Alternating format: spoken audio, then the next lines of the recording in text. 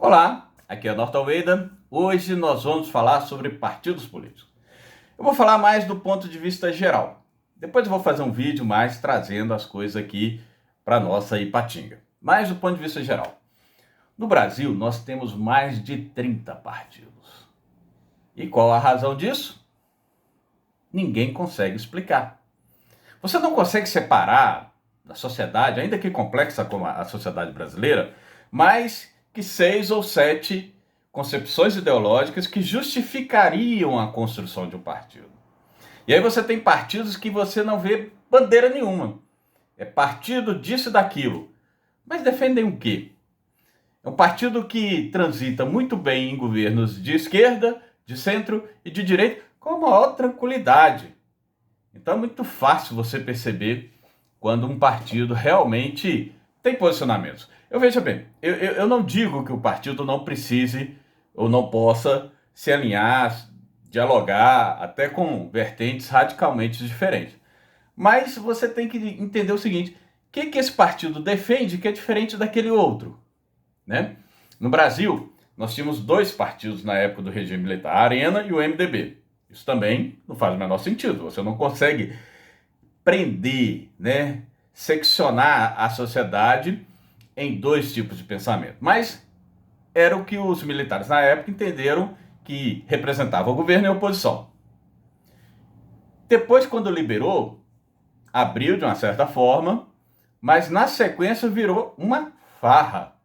E só existe, né, uma análise a partir daí.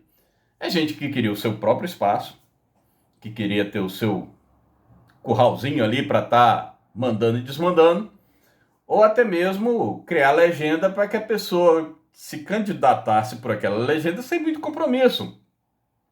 Olha, meu partido, né, não é nem ao céu, nem tanta terra, ele não é nem salgado, nem doce, não é frio e nem quente, ele é morno. E tudo que é morno é complicado, né? Então, enfim, você pega aí, né, depois de um certo momento, partidinhos assim que não tem expressão nenhuma, não tem significação nenhuma, não tem bandeira nenhuma. Numa sequência, começou a ter um fenômeno aqui no Brasil. Começou a coisa de 10 anos. O que foi? Personalidades políticas, muitas vezes ligadas a partidos tradicionais, saíram e criaram o seu partido. Então, o seu partido ficava vinculado àquela pessoa. Teve caso de que aquela pessoa que criou aquele partido saiu e o partido até andou, né? Mas o fato é que hoje você tem aí um horizonte cheio de partidos nanicos, partidos médios, né? Hoje a gente não tem partido grande do ponto de vista de representação, podemos ter até do ponto de vista de filiação, mas de representação não tem, né? Na década de 80, na década de 90, né? Nós tínhamos ali partidos com 100 deputados, 70 deputados, 80 deputados, 90 deputados. Hoje, os maiores aí estão com 53, 50... É o que antes eram partidos pequenos ou médios. Então hoje virou uma multidão de pequenos partidos.